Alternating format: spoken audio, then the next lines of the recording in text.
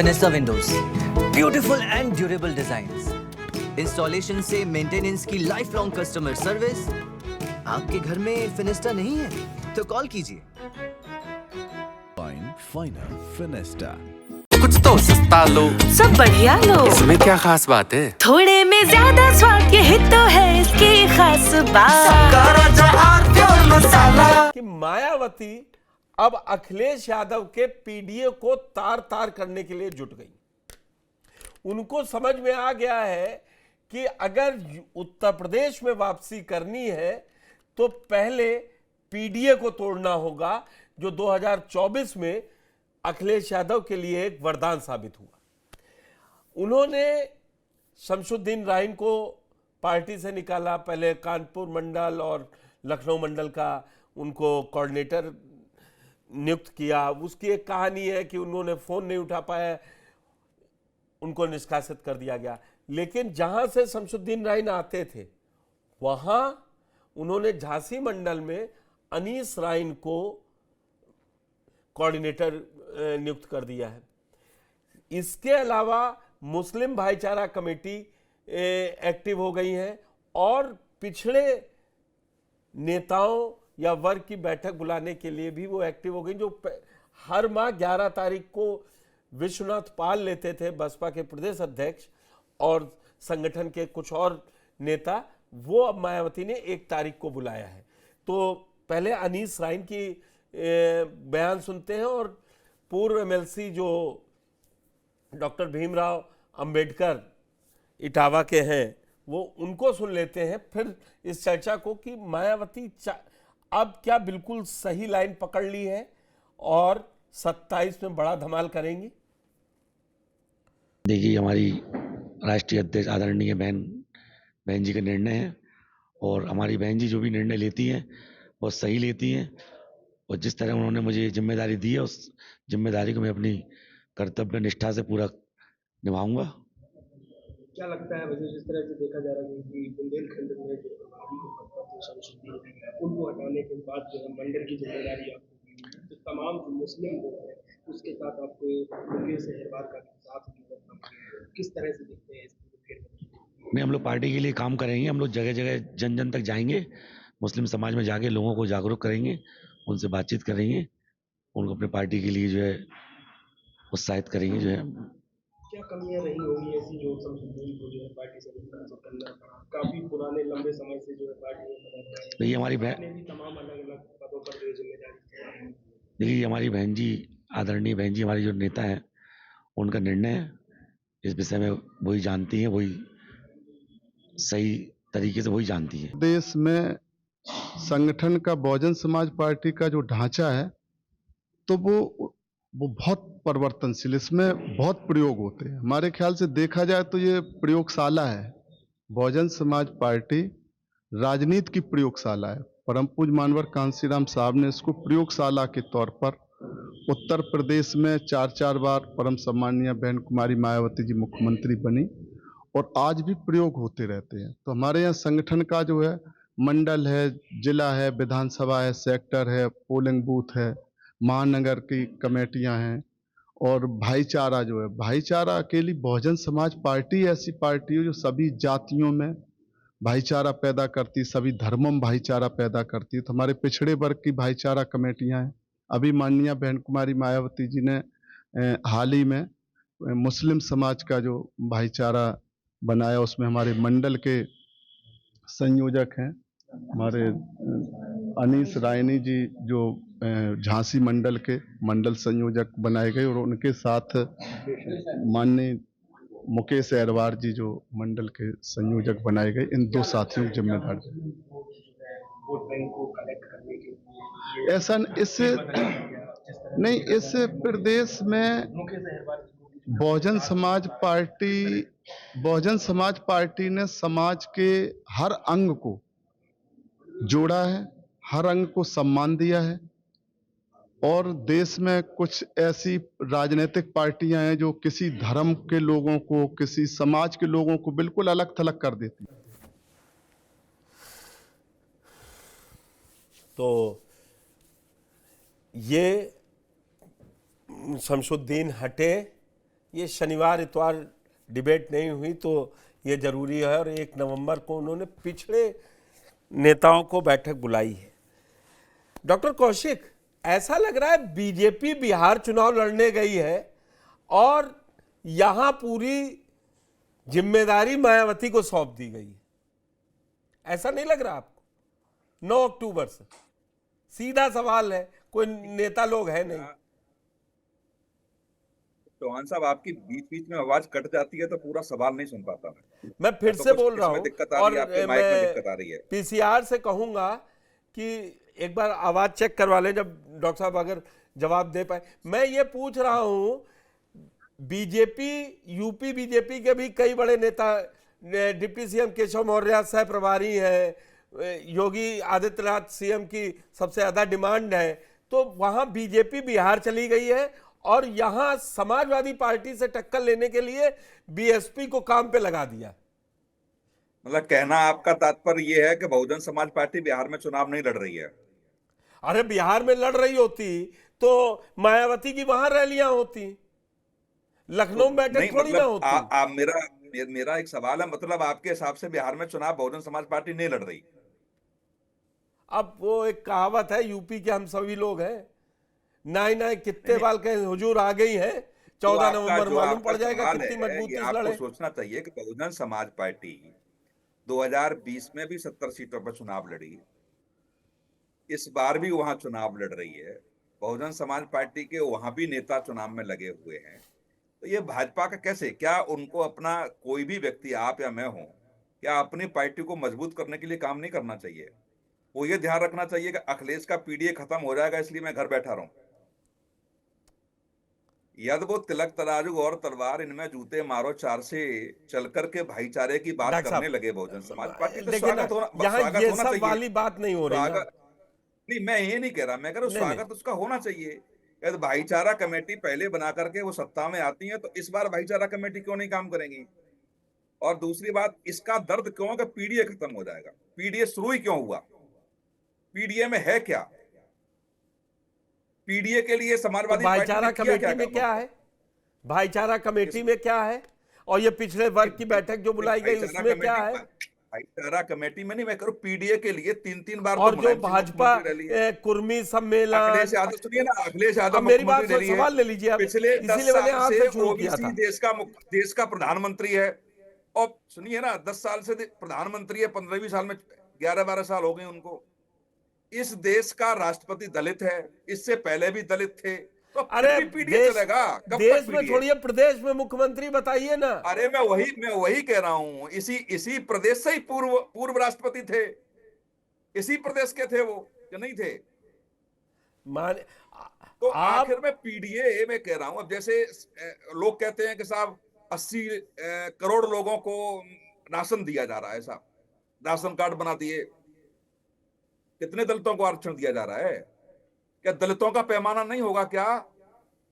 यदि इस देश में राशन का भी पैमाना है तो आरक्षण का भी पैमाना होना चाहिए। यदि जिन लोगों को पास जो प्रभावशाली सतीश लोग जी हैं, वही जो बताएंगे मजबूत ना, लोग हैं, अभी बोलेंगे फिर उसका। आरक्षण गरीबी उन्मूलन कार्यक्रम नहीं है। क्या है? सतीश जी हमारे साथ डिबेट में हमेशा ये बात कहते हैं। नहीं, क्या है? नहीं, 10 बार से मंत्री रह लिया हो, 5 बार सांसद रह तो लिया ये हो, तो डबल बात हो गई ना। भाजपा के मंच से कहलवाइए कि आरक्षण खत्म करेंगे। 15 में कहा था कि आरक्षण की समीक्षा करा लीजिए। 15 में यही बताया था बिहार में माननीय भागवत जी ने कि आरक्षण की समीक्षा होनी जरूरी है।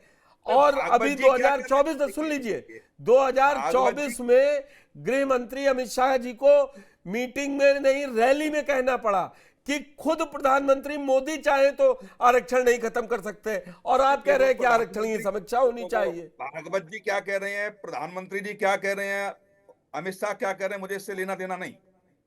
मैं वहां सवाल खड़ा कर रहा हूं, जो लोग ये सब, वो गलत है बिल्कुल। मैं कह रहा हूं 80 करोड़ लोगों को राशन नहीं मिलना चाहिए, मैं मानता हूं, लेकिन 80 करोड़ लोगों का राशन भी अब आरक्षण हो गया। किसी सरकार की दम है तो उसको खत्म करके दिखा दे। जैसे आरक्षण के बीज बोए गए और वो 70 साल में भी सशक्त नहीं हो पाए, तो इसका मतलब राशन भी उन लोगों को मिलेगा जो जो गाड़ी में चढ़ रहे हैं, जिनके घर में एसी चल रहे हैं, जो मोटरसाइकिल से चल रहे हैं, उन्हें भी मिलेगा। क्यों नहीं मिलेगा राशन भाई?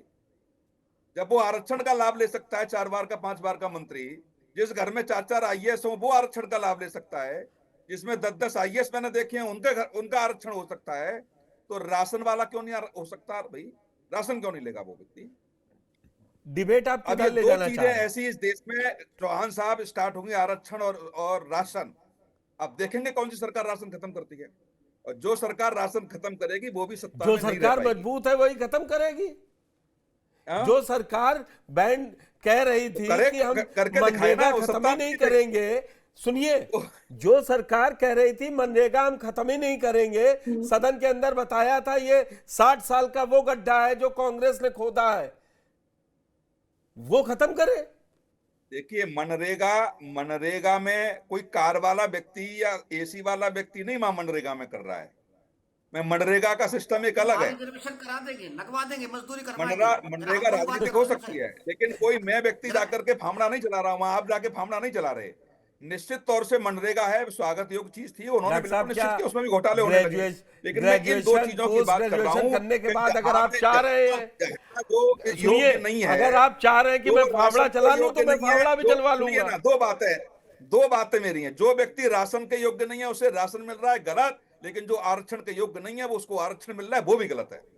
तो ये जो योग्य, फिर आरक्षण ईडब्ल्यूएस को क्यों दिया? ईडब्ल्यूएस को किस आधार पर आरक्षण दे दिया? डिबेट को यहीं रखिए जो सवाल था। अरे सुनिए ना, ईडब्ल्यूएस क्या है आप बताइए। सबको गरीबी का पैमाना है ना, मैं तो मानता हूं। आरक्षण कर दिया। मैं आरक्षण का विरोधी नहीं हूं। ओबीसी में क्रीमी लेयर नहीं है, ओबीसी में क्रीमी लेयर नहीं है, ओबीसी में सबको मिल रहा है। क्या क्रीमी लेयर है? क्या क्रीमी लेयर है? आप मुझे बता दीजिए। आप बताइए ना कितने लाख रुपए है? आप मुझे बताइए, आईएएस जो तो तनख्वाह मार रहा है वो 8 लाख हो सकती है उसकी क्रीमी लेयर, तो उसके बच्चे को नहीं मिल रहा है। जो 4 बार से मंत्री है वो क्रीमी लेयर में आता है क्या? कैसी बात कर रहे हैं डॉक्टर साहब? आप या तो ओबीसी पे टिकिए या दलित मुद्दे पे टिकिए। आरक्षण ओबीसी को भी मिल। मेरा कहने का तात्पर्य है कि जिस तरीके से क्रीमी लेयर के सर्टिफिकेट फर्जी बनाए जा रहे हैं, उसी तरीके से राशन कार्ड भी फर्जी बन रहे हैं। आप इस सत्य को स्वीकार क्यों नहीं कर रहे? आप, मैं तो कह रहा हूं कि राशन कार्ड फर्जी हैं। 80 करोड़ गरीब हो ही नहीं सकते, लेकिन वहां क्रीमी लेयर के 8 लाख के 10 लाख के जो सर्टिफिकेट सबसे ईमानदार सरकार काम कर रही है ना। ये पीडीए पर डिबेट रखिए।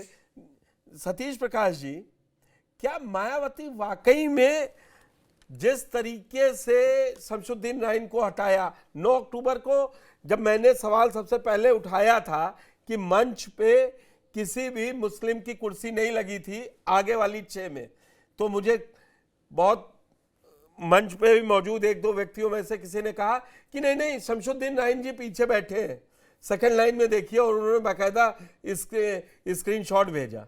वही शमसुद्दीन राइन बाहर हो गए। तो अब क्या मायावती जी को अल्पसंख्यक पसंद नहीं है या बीजेपी की लाइन पे काम कर रही है? ये बात मान लीजिए।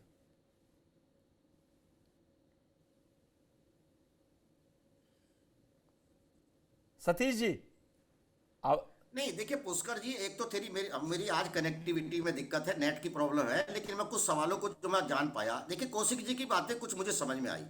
देखिए कौशिक जी, आरक्षण खत्म होना चाहिए, ठीक है, मैं भी आपके साथ आंदोलन चलाऊंगा और आपके साथ बाकायदा कंधे से कंधा मिला करके लड़ाई लड़ूंगा। लेकिन डॉक्टर साहब, कौशिक पैदा होने के लिए, कौशिक कुल में पैदा होने के लिए, मैं एक बात दावेश कह दूं, सतीश जी और कौशिक जी, महेंद्र जी भी मेरी बात से सहमत हो सकते हैं। आपको लग रहा है आरक्षण कोई पार्टी खत्म कर पाएगी? टीवी डिबेट या किसी सोशल मीडिया डिबेट में कहते रहिए। आप सुनिए। मैं देखिए पुष्कर जी, बात तो हो रही है ना, पढ़े लिखे बात कर रहे हैं, कोई लड़ाई तो है नहीं। मैं ये पूछना चाहता हूं कि कौशिक जी, आपने कितनी परीक्षाएं दी थी कौशिक कुल में पैदा होने के लिए? क्या आपका बेटा कौशिक नहीं होगा? और रही आरक्षण की बात, मैं यहीं से बात जो मैंने शुरू में कहा था कि आरक्षण प्राप्त करने के बावजूद भी क्या इस देश में जातिवाद खत्म होता है? मैंने कहा था कि एक व्यक्ति हरियाणा में आईपीएस हुआ, वाई पूरण सिंह, बाकायदा तुम्हारे आरएसएस का एक व्यक्ति है, बड़ा प्रभावशाली है, खट्टर है, शराब माफियाओं का कहीं ना कहीं है। उनको आरएसएस को हमने उनको वरिष्ठ पत्रकार के तौर पर बैठाया है।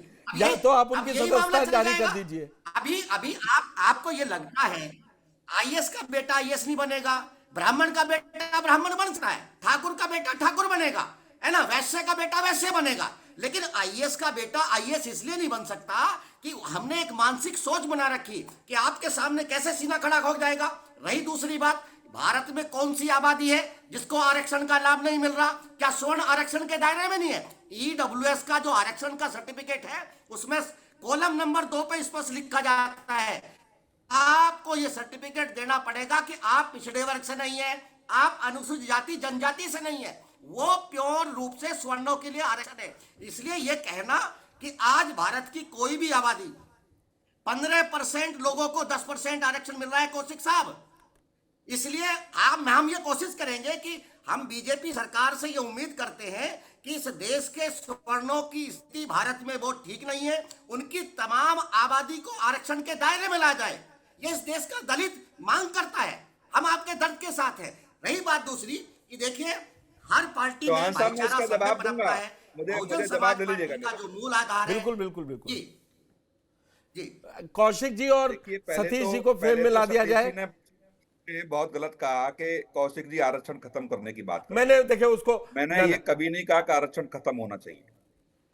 मैंने ये कहा कि जिनको आवश्यकता है उनको आरक्षण मिलना चाहिए। आवश्यकता कौन आईएएस आरक्षण के लाभ पर सुन लीजिए ना, एक बार आईएएस आरक्षण के लाभ पर हो। कौशिक जी मेरा सवाल यही है कि भारत में आरक्षण पाकर के कोई व्यक्ति आईएएस बन जाता है, आईपीएस हो जाता है, तो क्या जातिवादी मानसिकता खत्म हो जाती है? नहीं, उसका बेटा आईएएस क्यों होगा आरक्षण के नाम पर? मुझे इसका जवाब दीजिए। अरे एक बार आरक्षण के, अरे सुनिए हरियाणा के अंदर एक बार आईपीएस व्यक्ति किसी थाने में जाता है, बाकायदा उसकी जात पूछी जाती है, उसको मंदिर में प्रवेश नहीं दिया जाता है। ऐसे भारत की आप करना चाहते हैं। और दूसरी बात सुनिए, मेरा सुनिए, कौशिक जी व्यवस्था से सवाल पूछेंगे, ये हमारा राइट है। क्या आप मुझे ये बताइए, देखिए कौशिक जी मैं आपसे लड़ने के मुंह में नहीं हूँ, लेकिन कुछ गंभीरता मानवता के नाते मैं आपसे सवाल हो रही है, होनी चाहिए जी। एक पत्नी ने अपना पति खोया है, एक बेटी ने अपना पिता खोया है, आपको क्या नहीं लगता कि उसको जस्टिस मिलना चाहिए? क्या इस घटना की सीबीआई जांच नहीं होनी चाहिए? क्या इस घटना में जो अपराधी लोग हैं उनकी गिरफ्तारी नहीं होनी चाहिए? क्या इस देश के प्रधानमंत्री को उस परिवार के साथ नहीं खड़ा होना चाहिए? क्या इस देश में जो हरियाणा राज्य है क्या वो अफगानिस्तान में है? क्या वो तालिबान में है? आप मुझे बताइए ना, हम लोकतांत्रिक व्यवस्था में हैं। अरे अफगानिस्तान वाले भी यही आ रहे हैं। सतीश जी मुझे बोलना नहीं चाहिए, मुझे बोलना, देखिए सुनिए, उसको मारा किसी ने क्या? मर्डर कर दिया उसका किसी ने? नहीं, आपने हालात पैदा किए ना, खट्टर ने हालात पैदा किए ना। खट्टर हरियाणा में बाकायदा शराब माफियाओं का बाकायदा चलाता है, अड्डा चलाता है। उसके तमाम बुजुर्गों ने उस व्यक्ति के सामने ऐसे हालात पैदा किए कि वो व्यक्ति मजबूर हो गया। वो आदमी गुंडा बदमाश नहीं था, वो हालात पैदा नहीं कर दिए के आधार पर आईपीएस बना। और आईपीएस बनने के बावजूद भी इस देश की व्यवस्था ने उसके साथ न्याय नहीं किया। मेरा कहना यह है कौशिक जी, अभी भी कोई व्यक्ति, अरे सुनिए, जिसकी पत्नी आईएएस हो, अरे सुनिए वैसे मुझे नहीं बोलना चाहिए। इस देश के गोविंद साहब की बात करते हैं, उत्तर प्रदेश के रहने वाले मैं एक मिनट, अच्छा आप दोनों लोग शांत हो जाइए। मैंने 2-2 मिनट दिए थे, मैंने 2-2 मिनट दिए थे कि शायद मायावती पे दोनों लोग बोल लेंगे। डिबेट मायावती पे अगर करे तो आरक्षण आ ही जाता है। अब 1 मिनट कौशिक जी और सतीश जी 2 मिनट के लिए मौका दीजिए, मैं महेंद्र जी से सवाल पूछ लूं। 1 मिनट मौका दे दीजिए। महेंद्र जी, ये सवाल मेरा आपसे भी वही है। उन्होंने आत्महत्या की, उनके लिए दर्द नहीं हुआ। आज एक दलित के ऊपर दर्द हो रहा है, आज एक दलित ने आत्महत्या कर ली तो दर्द हो रहा है। अरे नहीं, भी इस देश की व्यवस्था है ना। इस देश पे सिर्फ कौशिक जी का अधिकार नहीं है, डॉक्टर सतीश दलित का भी अधिकार है, नहीं है, देश के हर दलित का भी अधिकार नहीं है। उस देश के संविधान के हिसाब से वो पड़ा, देश के संविधान के हिसाब से अरे आप लोग मत लड़िए, कौशिक जी और सतीश जी, आप चले गए। हर राजनीतिक दल वाई पूरन के घर के आगे खड़ा था। हर दल जैसे लोग नहीं होने देते, नहीं आप जैसे लोग नहीं होने देते। शांत रहिए, शांत रहिए।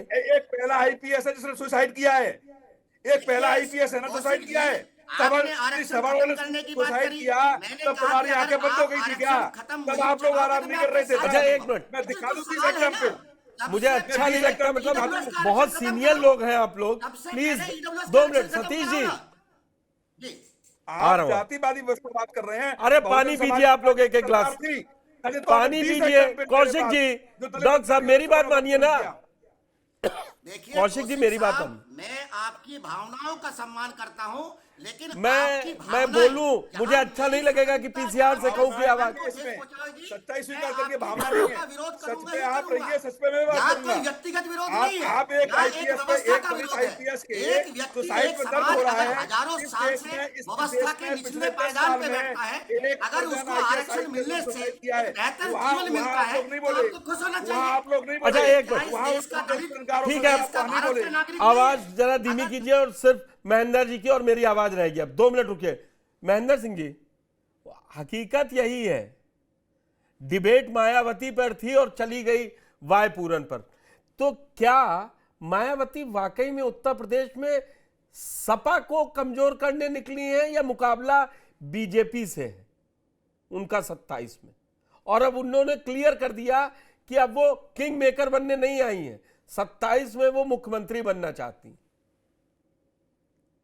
महेंद्र, देखिए पुष्कर जी, अगर आप मेरी राय जानना चाहते हैं तो मुझे मैं राय मांगने के लिए, मायावती अपने अस्तित्व की लड़ाई लड़ने आई, क्योंकि जिस प्रकार से चुनाव दर चुनाव बहुजन समाजवादी पार्टी का जो वोट प्रतिशत है वो गिर रहा है, जिस प्रकार से उनका जो कोर वोट बैंक है उनमें भी उनकी साख गिर रही है, तो अगर एकदम से वो उत्तर प्रदेश की राजनीति से खारिज हो जाएंगी, इसके डर से उनकी कोशिश है कि वो वापस अपना वोट बैंक गेन करें। हाँ, आगे चल के वो निश्चित रूप से समाजवादी पार्टी का नुकसान पहुंचा रही हैं या भारतीय जनता पार्टी का नुकसान पहुंचा रही हैं, ये तो जब चुनाव आएंगे उस समय विश्लेषण करके ही जाना जा सकता है।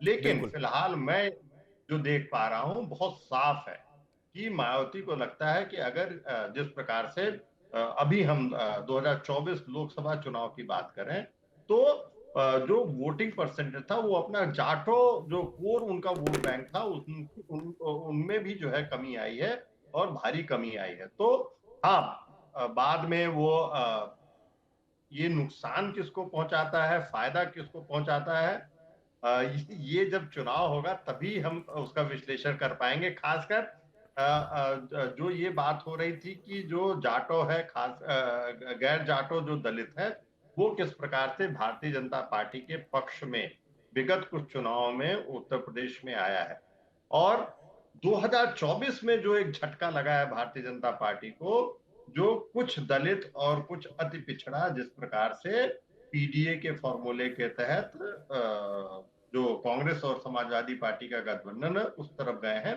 तो ये चर्चा वैसी है कि बिहार में पीके किसका नुकसान करेंगे और किसको फायदा पहुंचाएंगे। वो 14, बिल्कुल ठीक बात है। कौशिक जी जा रहे हैं, उनसे लास्ट सवाल मैं मायावती पूछ रहा हूं और कहीं मत जाइएगा। मुझे लास्ट जाते जाते, अगर मायावती जो अस्तित्व की बात महेंद्र जी ने कही, अगर 9.25% से उठ के 15.25% या 16% के आसपास आ जाती है, तो आप क्या मानते हैं किसको नुकसान पहुंचेगा? ईमानदारी से बताइए। देखो, निश्चित तौर से इस बात का तो है, तो लोकसभा के चुनाव की हम समीक्षा करेंगे तो वो वोट बैंक मायावती जी का अखिलेश की तरफ गया है, इसमें कोई दो राय नहीं है। लेकिन हाँ, यदि मायावती जी मेहनत करती हैं तो निश्चित तौर से डैमेज तो करेंगी समाजवादी पार्टी को, लेकिन कितनी मेहनत करती हैं, सड़क पे उतरेंगे कि नहीं उतरेंगे, केवल ट्विटर खेलेंगी और अपने ऑफिस से ही काम चलाएंगे या अपने ऑफिस में ही बैठ के मीटिंग में निर्णय लेंगी, ये सवाल जब खड़े होंगे तो निश्चित तौर से दलितों के मुद्दों को वो मुद्दा बनाएंगी और वही बातें कहेंगे जो दलितों को पसंद है। बहुत शानदार। कौशिक जी, आपका बहुत बहुत धन्यवाद हमारे पास साथ चर्चा में जुड़े। सतीश जी, बात कौशिक जी की बिल्कुल ठीक है कि वो कितना एक्टिव होंगी, वो कितना सड़कों पे उतरेंगी, वो क्या क्या करेंगी, यही बड़ी बात है।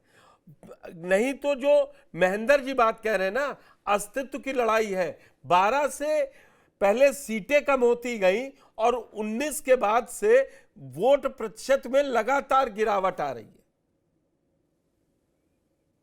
नहीं देखिए पुष्कर जी, इसमें कहीं कोई दो राय नहीं कि सच्चाई को आप झुठला नहीं सकते। निश्चित रूप से पार्टी के वोट बैंक में कहीं ना कहीं परिवर्तन आया है, वो एक वोटिंग ट्रेंड भी चेंज हुआ है। और रही अस्तित्व की लड़ाई, तो इस नेचर के अंदर कोई भी सजीव चीज, चाहे वो व्यक्ति हो चाहे वो संगठन हो, हमेशा अपना अस्तित्व की लड़ाई हर व्यक्ति लड़ता है। रही बात, देखिए कहीं ना कहीं हमारा नजरिया है, पिछले 2 महीने से जब तमाम पार्टियां बिहार में एक्टिव नहीं थी, बहुजन समाज पार्टी ने बाकायदा आकाश आनंद जी को यात्राओं के माध्यम से, बड़ी बड़ी जनसभाओं के माध्यम से बिहार की धरती के ऊपर चुनाव लड़ने के लिए भेजा। अब परिणाम वो सफलता में बदलते हैं या नहीं बदलते, ये तो समय तय करेगा। रही बात उत्तर प्रदेश की, देखिए अब संघर्ष कितना नजर आता है।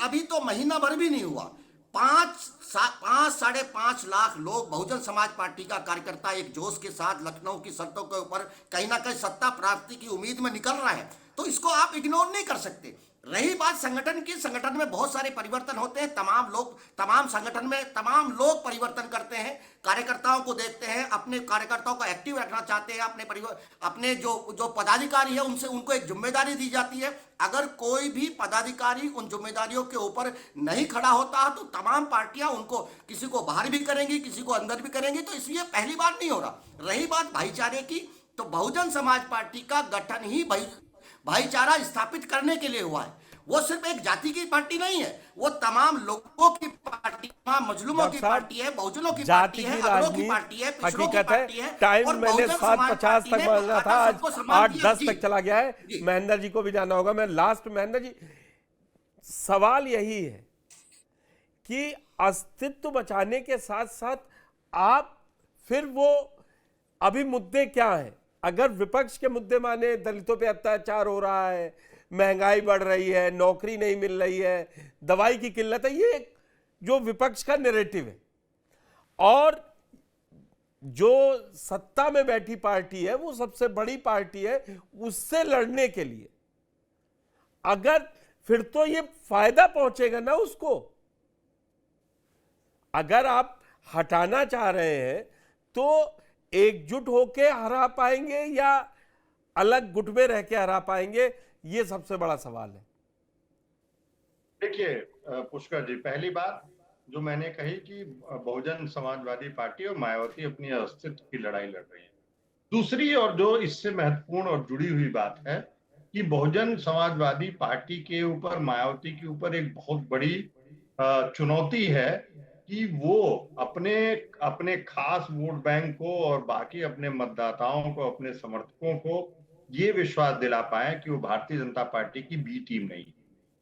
बिल्कुल, ये और बड़ी चुनौती, और ये कर पाने में मायावती जी कितना सफल होती हैं, बहुजन समाजवादी पार्टी कितना सफल होती है, ये ही जो उत्तर प्रदेश का चुनाव, आने वाले चुनाव में 2027 में, ये एक दिशा तय करेगा।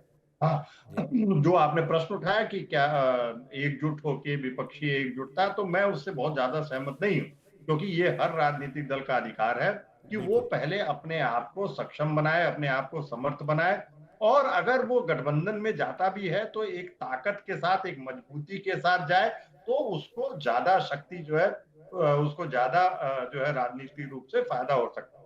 तो ये हो सकता है कि मायावती का ये दांव भी हो कि अभी जिस प्रकार से अपना जनाधार अगर वो एक माहौल बना कर सके। जी, तो महेंद्र जी, आप और सतीश जी, आपका हमारे साथ चर्चा में जोड़ने के लिए बहुत बहुत धन्यवाद। तो मायावती ने ये शुरुआत की है, अभी हकीकत में चुनाव 18 महीने दूर है और 2026 मार्च में चुनाव पंचायत के भी हैं और आपकी बीएसपी उसकी भी तैयारी कर रही है। तो ठीक है, अब वो अगर खुद एक्टिव हो रही है तो जो अखिलेश पीडीए को मजबूत करने के लिए वो भी रैलियां करें, वो भी साथ, मतलब अपने जिन वर्गों को साथ रखे हुए उनको बरकरार रखें, उसके लिए मेहनत करें।